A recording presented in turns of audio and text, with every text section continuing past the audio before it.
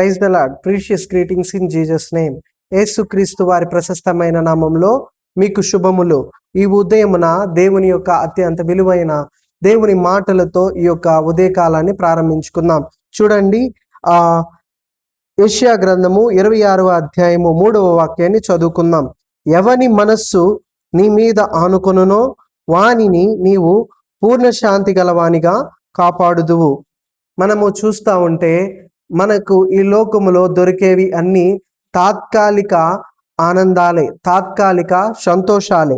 మనము పూర్ణ శాంతితో, పూర్ణముగా మన హృదయము సమాధానముతో, భార్య భర్తల మధ్య కానివ్వండి, తల్లిదండ్రుల బిడ్డల మధ్య కానివ్వండి, అత్త కోడళ్ళ మధ్య కానివ్వండి, మనకి సంపూర్ణమైన సమాధానము కావాలి అంటే మనము దేవుని మీదనే ఆనుకోవాలి. అప్పుడు మాత్రమే మనకి పూర్ణమైన శాంతి, పూర్ణమైన సమాధానము దొరుకుతుంది. ఈ ఉదయమున ఏ యొక్క సమాధానలేమితో మనం బాధపడతా ఉంటే, ఏ యొక్క పూర్ణ శాంతి లోపములతో బాధపడతా ఉంటే, మనము చూస్తూ ఉంటే ఈ ఉదయమున దేవుని మీద ఆనుకుందాం, దేవుని వైపు చూద్దాం.